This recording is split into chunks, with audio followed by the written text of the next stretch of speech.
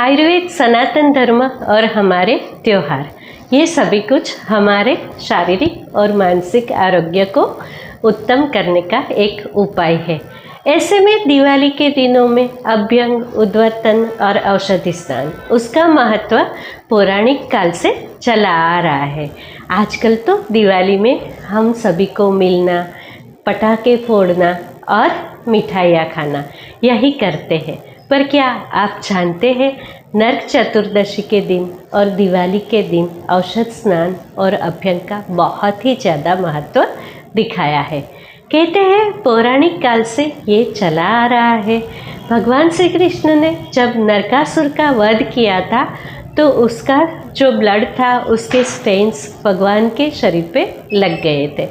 उसी के साथ किसी को मारने से उद्विग्न और मानसिक अवसाद भी आता है। ये सभी को दूर करने के लिए भगवान श्री कृष्ण ने नरक चतुर्दशी के दिन सुबह सुबह अभ्यंग स्नान किया था। तेल का मसाज करने के बाद औषधियों के चूर्ण से उपटन या तो उद्वर्तन करना, उसके बाद इन्फ्यूज्ड वाटर या तो औषधि युक्त पानी से स्नान करना। ये सभी कुछ एक प्रथा नहीं है, ये हमारे शरीर से और हमारे मन से नेगेटिविटी को दूर करता है, स्ट्रेस और टेंशन को कम करता है, हमारी आयु को बढ़ाता है। कहते हैं कि शरीर को और मन को स्वस्थ रखने के लिए सिर्फ औषध और आहार ही नहीं, लाइफस्टाइल को भी चेंज करना बहुत ही ज़्यादा ज़रूरी है। ये अभ्यंग और उद्वर्तन हमारे लाइफस्टाइल का एक पार्ट है, जो कि वृद्धावस्था को दूर करता है या तो हमारे शरीर को हमारी वजह से थोड़ा कम दिखाता है। इसीलिए इसे एंटी एजिंग भी बोला गया है। ये श्रम और थकान को दूर करता है, शरीर में से वात व्याधि को और बढ़े हुए वायु को कम करता है। ये हमें बल देता है, दृढ़ता देता है, आँखों के लिए अच्छा है, ब्लड सर्कुलेशन को इम्प्रूव करता है और स्ट्रेस टेंशन को भी कम करता है। आइए जानते हैं आयुर्वेद क्या कहता है। नमस्कार दोस्तों, मुकुंदा आयुर्वेद में आप सबका स्वागत है। मैं डॉक्टर रूपा रावल, आयुर्वेदाचार्य, आयुर्वेद न्यूट्रिशनिस्ट। आज हम जानते हैं कि क्यों अभ्यंग स्नान का इतना महत्व दिखाया है। हम सबसे पहले बात करेंगे अभ्यंग की, बाद में उद्वर्तन या तो उपटन की, और उसके बाद हम औषध स्नान की बात करेंगे। लास्ट में ये सभी के लिए आप कौन सी औषधियों को चूज़ कर सकते हैं, उसके बारे में भी बात करेंगे। तो हमारे वीडियो को लास्ट तक ज़रूर से देखिए। पंचेंद्रिय में त्वचा या तो स्पर्शेंद्रिय को आयुर्वेद में सबसे ज़्यादा महत्व दिया है।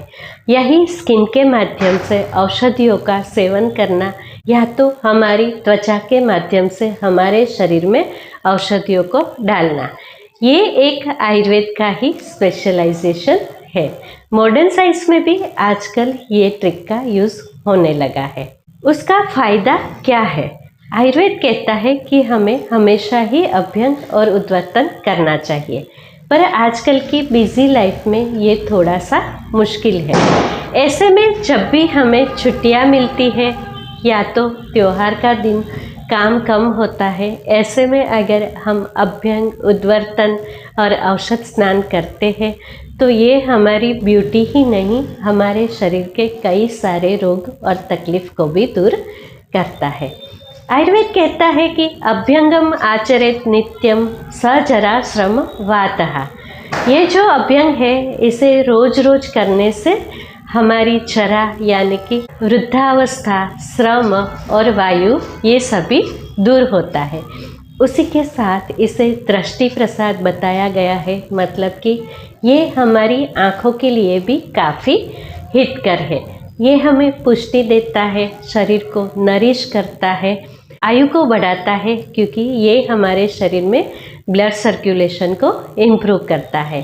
सुस्वप्न माने कि जिसे भी अनिद्रा है, इंसोम्निया है, उसके लिए मसाज करना बहुत ही ज़्यादा फायदेमंद है।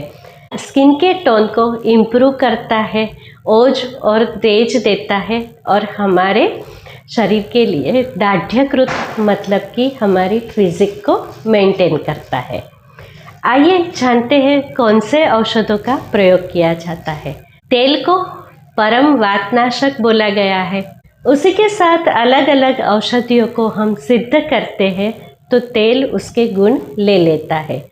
मेडिकेटेड ऑयल जो है वो हमारे शरीर में मालिश करने से सूक्ष्मगामी होता है, मतलब कि अंदर तक पेनिट्रेट होता है और ये तेल और औषधियाँ हमारे शरीर को अनेक प्रकार से फ़ायदा देती है। अगर तो आप वातनाशक औषधियों का प्रयोग करते हैं तो ये इन्फ्लामेशन, एक्स और पेन को कम करता है। आप चाहते हैं कि आप ब्यूटीफुल रहें तो आप वर्णीय द्रव्य युक्त तेल का प्रयोग कर सकते हैं। पित्त ज़्यादा है तो पित्त को कम करने वाला, दाह को कम करने वाला तेल ले सकते हैं। अगर तो आपकी स्किन पे इन्फेक्शन या तो इन्फ्लामेशन है तो उसके लिए भी आप कुछ ऐसे द्रव्यों जैसे कि नींब और करंज से युक्त तेल का प्रयोग कर सकते हैं।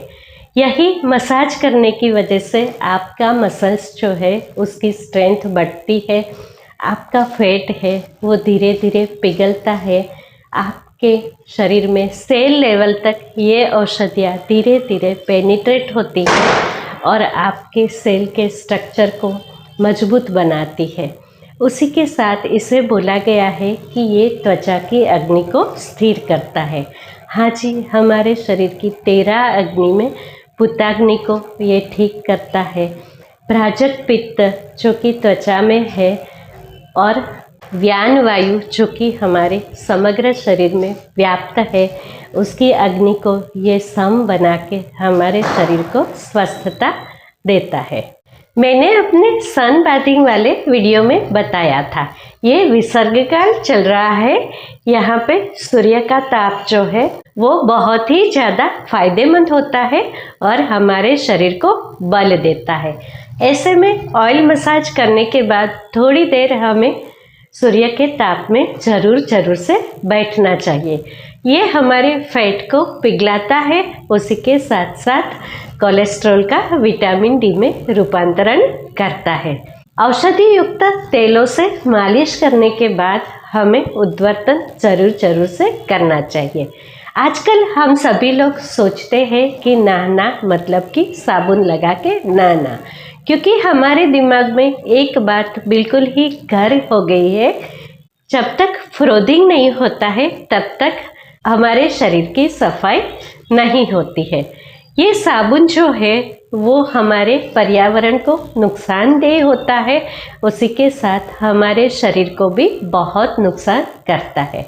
बहुत सारे ऐसे बैक्टीरियाज जो कि हमारे शरीर में आश्रय लेके रहते हैं, उसमें से कई सारे तो हमारे इंटेस्टाइन में होता है, वैसे ही कई सारे जो है वो हमारी त्वचा पे भी रहते हैं। इसीलिए कहते हैं कि अगर आप साबुन को छोड़ के उद्वर्तन से या तो औषधियों से स्नान करते हैं तो ये आपको बहुत सारे फायदे देते हैं। आयुर्वेद कहता है कि उद्वर्तनम कफहरम मेदसः प्रविलापनम। ये जो उद्वर्तन है वो कफ को दूर करता है। मेद जो है वो कफ से बढ़ता है, धीरे धीरे हमारे मेद को ये पिघलाता है, अपनी जगह पे हिलाता है। मेद को दूर करने की या तो फैट लॉस ट्रीटमेंट है, इसमें इसे मैंडेटरी माना गया है।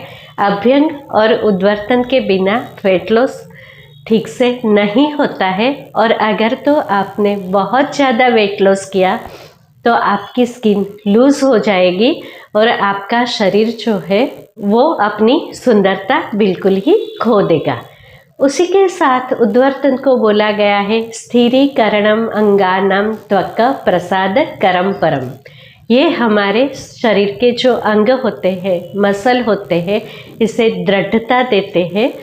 हमारे सारे जॉइंट्स है उसकी फ्लेक्सिबिलिटी को बढ़ाता है, रेंज ऑफ मोशन है उसे करेक्ट करता है, हमारी त्वचा है उसका प्रसादन करता है, मतलब कि टोन को बढ़ाता है, उसी के साथ दुर्गंध्य को दूर करता है, गौरव तंद्रा को दूर करता है, बैड स्मेल जो हमारे पसीने से आती है वो धीरे धीरे कम हो जाती है, शरीर का जकड़न और भारीपन कम हो जाता है। आलस्य और तंद्रा, बिना काम के जो थकान लगती है उसे भी ये कम करता है। अगर तो आपकी स्किन पे कोई इन्फेक्शन है, इचिंग है, तो इसे भी ये दूर करता है। ये एक्सफोलिएटिंग होता है, पूरे शरीर की स्किन से डेड सेल को एक्सफोलिएट करके इसे ब्रीथेबल बनाता है, स्थिरता देता है, सर्कुलेशन को बढ़ाता है। उसी के साथ साथ ये सूक्ष्मगामी होने से आपके शरीर की स्मॉल स्मॉल चैनल्स तक जाके उसे शुद्धि देता है। जैसे ही हमने आगे बताया था, ये हमारे शरीर में भ्राजक पित्त है, इसे शुद्ध करता है, इम्प्रूव करता है। त्वचा की अग्नि को ठीक करके हमारी त्वचा को कांति देता है, ब्यूटिफिकेशन करता है। आयुर्वेद में बहुत सारे औषधियों से भी स्नान करने का विधान है। आप अभ्यंग करते हो, उसके बाद सूर्य स्नान करते हो, फिर उद्वर्तन करके साबुन लगा के बिल्कुल नहीं नहाना है। पानी में औषधियों को रात से इन्फ्यूज़ करके, मतलब पानी में औषधियों को भिगा के सुबह सुबह यही पानी को उबाल के नहाने के लिए इसका यूज़ करना है। कौन सी औषधियों का यूज़ करेंगे तो आइए जानते हैं। अभ्यंग करने के लिए अगर तो आपके शरीर में वायु ज़्यादा है, इन्फ्लामेशन है, तो ऐसे में आप महानारायण तेल का यूज़ कर सकते हैं। बिना इन्फ्लामेशन से आपको पेन है तो कोट्टम चुक्कादी तेल का उपयोग कर सकते हैं। बला तेल, बला अश्वगंधादी तेल, ये सभी तेल जो है वायु को दूर करके आपके मसल को इम्प्रूव करता है, उसे स्थिरता और दृढ़ता देता है।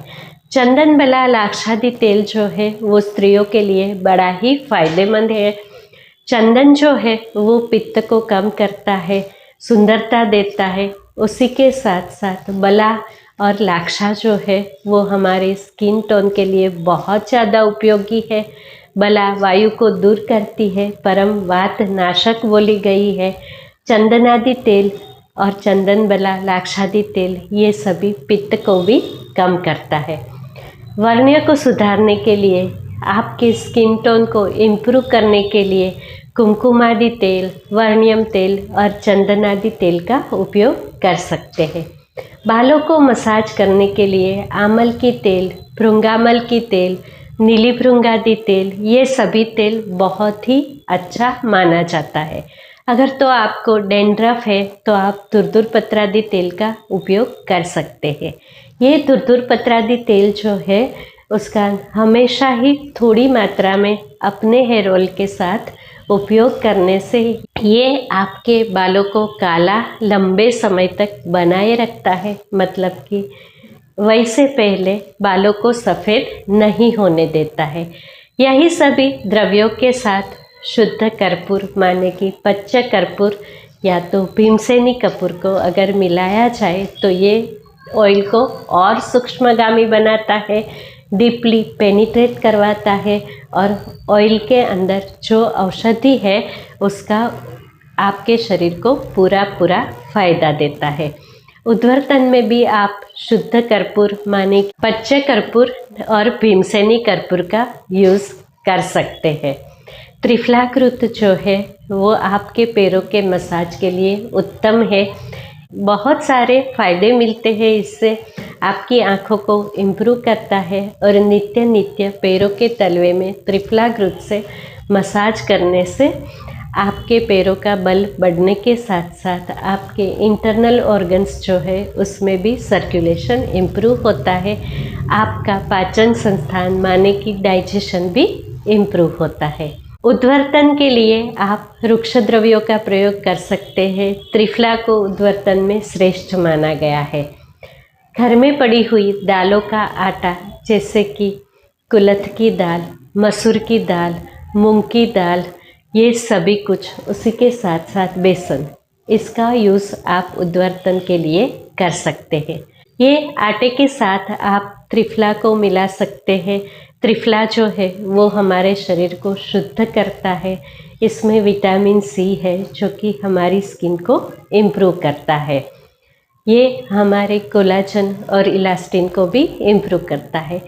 जैसे ही हमारी वय बढ़ती है, कोलाजन और इलास्टिन कम होता जाता है और हमारी स्किन ढीली हो जाती है और हमारा चेहरा निस्तेज होने लगता है। ऐसे में त्रिफला, लोद्र, चंदन, ये सभी वर्ण्य द्रव्यों से आप उद्वर्तन कर सकते हैं। मंजिष्ठा भी एक उत्तम द्रव्य है। सारीवा जो है उसकी मीठी मीठी सुगंध जो है वो बहुत ही ज़्यादा फ़ायदेमंद है। अगर तो आप उद्वर्तन करके स्नान करते हैं तो कुछ दिनों के बाद अपने आप ही आपकी स्किन से और आपके पसीने से बहुत अच्छी खुशबू आने लगेगी। ये पसीने की दुर्गंध को दूर करके शरीर में से एक सुंदर सुगंध को प्रकट करता है। हमारी त्वचा जो है उसके ओज और तेज को बढ़ाता है। औषधि स्नान जो है उसका हमारे पुराण में, ज्योतिष में और आयुर्वेद में तीनों में काफ़ी महत्व दिखाया गया है।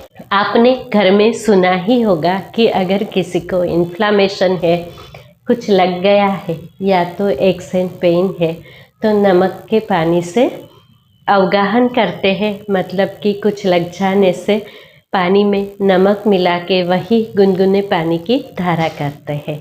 वैसे ही वर्ण्य द्रव्य, वातहर द्रव्यों जैसे कि बला, अश्वगंधा, दशमूल, ये सभी को पानी में सिद्ध करके पानी में मिला के वही पानी को उबाल के उसकी धारा स्नान किया जाए तो ये हमारे शरीर को बहुत सारे फायदे देता है। तेल जो हमने लगाया है इसे दूर करने में वृक्ष उद्वर्तन बहुत ज़्यादा फायदा करता है और यही उद्वर्तन किए हुए द्रव्य को हमारे शरीर से निकालने के लिए औषधि युक्त पानी से स्नान करने से ये हमारे शरीर को स्वच्छता देता है, हमारे मन को प्रसन्नता देता है, उसी के साथ हमें सुंदरता भी देता है। धीरे धीरे ये प्रैक्टिस करने से आपके शरीर से एक मनमोहक सुगंध आने लगती है और आपका मन प्रसन्न हो जाता है। बहुत सारी ऐसी औषधियाँ जैसे कि वचा, इसे घी के साथ सिद्ध करके या तो घी में गरम करके न्यू मदर के सर पे लगाया जाता था और बाद में इसे रीठा, शिकाकाई और औषधि युक्त पानी से बालों को धोया जाता था। ये सिर्फ बालों को इम्प्रूव करने के लिए नहीं है। आफ्टर डिलीवरी जो स्ट्रेस और टेंशन बढ़ता है, मेंटल प्रॉब्लम हो जाता है, डिप्रेशन आता है, इसे दूर करने की एक उत्तम विधि है। अगर तो आपके घर में कोई न्यू मदर है तो इसे ज़रूर से वचा से युक्त घी से मसाज कीजिए। हमारे तालू में यानी कि सर पे वचा युक्त घी का मसाज करने से हमारा स्ट्रेस, टेंशन दूर हो जाता है। बिल्कुल ऐसे ही जटामांसी जो है वो भी हमारे मानसिक उद्वेग को दूर करती है और उसी के साथ हमारे बालों की हेल्थ को बढ़ाती है और स्ट्रेस और टेंशन को दूर करती है। आप ज़रूर से अपने नज़दीकी आयुर्वेदाचार्य को कंसल्ट कीजिए और मार्केट से मेडिकेटेड ऑयल और उद्वर्तन पाउडर लाके इसका फ़ायदा उठाइए। आशा रखती हूँ कि आपको मेरी बातें अच्छी लगी होगी। ये दिवाली में और उसके बाद विंटर में आप ज़रूर से अभ्यंग, उद्वर्तन और औषध स्नान का प्रयोग करेंगे। उसी के साथ सन बाथिंग लेके अपने शरीर में पूरे साल के लिए विटामिन डी का संग्रह करेंगे। अग्नि को इम्प्रूव करके अपने शरीर को शुद्ध और स्वस्थ बनाएंगे। अगर तो आपको मेरी बातें अच्छी लगी तो मेरी चैनल को सब्सक्राइब कीजिए, अपने दोस्तों के साथ इसे शेयर कीजिए और मेरे वीडियोस को लाइक कीजिए। आप सबका बहुत बहुत धन्यवाद। शुभम भवतु।